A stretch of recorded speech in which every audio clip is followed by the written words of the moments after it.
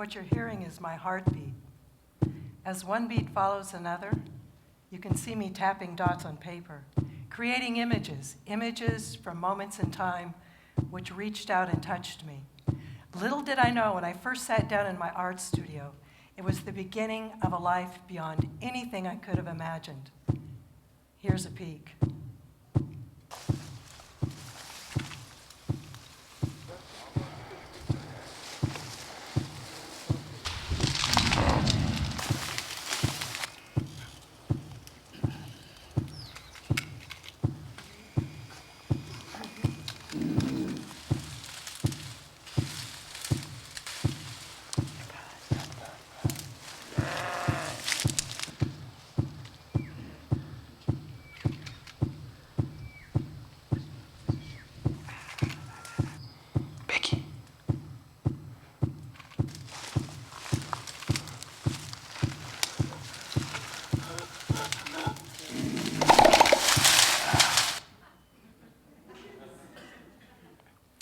These are endangered mountain gorilla in the Virunga Mountains in Rwanda.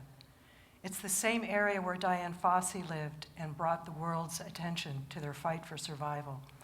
I never thought I'd get to follow her footsteps into these mountains. How would it feel if you could do things you never thought possible? Things that make your heart skip a beat or race so fast you have to stop and catch your breath. How would it feel to discover new potential for fulfillment? Imagine waking up to this possibility every day. I find it happens whenever I stretch my boundaries. I wasn't always an artist. I was a critical care nurse.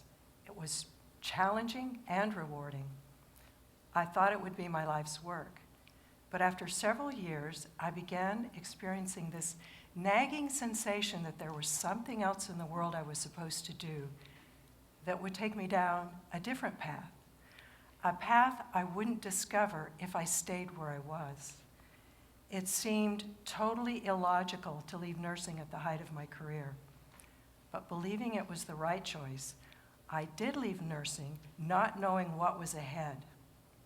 It turns out, it's okay not to have all the answers. What I did have was a lot more time. And I decided to use it creating art, something I enjoyed as a child. So I took some college art courses and became fascinated with pen and ink pointillism. This is one of my pieces. It's a technique where the image is created on paper, one dot at a time. It's been around a long time and was popularized in the 1880s by the French painter Georges Seurat. Pen and ink pointillism is very time-intensive, but the process is what attracts me. The rhythm of laying in the dots and then watching as an image emerges from a blank sheet of paper is mesmerizing. And early on, I began to wonder what it would be like to encounter the images I was creating face to face in their world. That meant going to Africa. Now, this was in the early 1990s when exploring the African continent wasn't quite as common as it is now or as easily arranged, but I really wanted to go. So it was time to stretch my boundaries again. And I can never forget the first elephant I saw in the wild. He stopped to check us out. And as I looked into his eyes, I found him looking back into mine. What started as a once-in-a-lifetime trip to Africa in 1995 turned into many life-changing journeys. There have been many animal encounters along the way, and a few close calls, but the most rewarding experiences are the peaceful times shared with wildlife when they somehow sensed they didn't have to fear us. These are two wild bull elephant that we just happened to encounter in the bush in Zimbabwe. And in this moment, neither of us feared the other. We were simply sharing the same walk down the same path. But these moments are disappearing. With human population growth and unsustainable use of our natural resources, wildlife and habitat is declining at an alarming rate. And adding to that, poaching is at an all-time high, with elephant and rhino being the biggest targets. The more time I spend in the wild, the more I witness, the more I know. Our future is tied to the fate of all life on Earth, and I'm compelled to be part of a solution. Elephant have roamed the wild for 15 million years.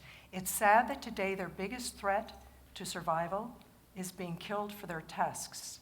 Tusks are sold illegally on the black market, and for what? To be carved into ivory trinkets to sell to consumers. It's estimated that right now, every year, up to 36,000 elephants are killed for their tusks. This is one life lost every 15 minutes. This is unsustainable, and the numbers don't begin to reflect the brutality and suffering behind the slaughter. This baby elephant, with his little trunk in my hand, is only 5 days old. The two behind me are just a few weeks old. They're orphans. Their mothers were attacked and killed by poachers, and they were left to die an agonizing death of their own. But they're among the lucky ones. They were rescued by the David Sheldrick Wildlife Trust in Kenya. Founded by Dame Daphne Sheldrick, the staff here learned a long time ago, it's not enough to provide just physical care. These orphans will die of loss and grief if they're not able to bond with someone else. In this case, a human caretaker. And at this stage, the staff has to stay with these orphans 24/7, even sleeping with them. But those that do survive the trauma, they bond with each other to form a new little family. And eventually, they will live among wild elephants again. It's heartening to see the remarkable work being done by people committed to saving so many wildlife species, and I intend to be part of that. It was my art that sparked a flame which led me to Africa, and the encounters ignited a passion to help secure a wild future for all wildlife. I'm now networking with conservationists who are working on the front lines and dedicating their lives to protecting our planet. Dr. Jane Goodall is one of them. In 1960, at the age of 26, she left her home in England to live in the bush in what is now Tanzania to study chimpanzees. She literally walked into the unknown and has been an inspiration to me as a woman, a scientist, an explorer, and a United Nations ambassador for peace. She's celebrating her 80th birthday and is as passionate as ever about making a difference. Dr. Greg Rasmussen is another dedicated conservationist that my husband and I have come to know. He is the founder of Painted Dog Conservation in Zimbabwe. Painted dogs are unique to Africa and one of that continent's most endangered species. They're known for their big ears, painted coat patterns, and strong social bonds. They're also very curious. That's me laying on the ground right in front of them, and they can't figure out what in the world I'm doing. And I'm laying there thinking, I can't believe I'm laying here, and loving every minute of it. How did I get to this point? One step at a time.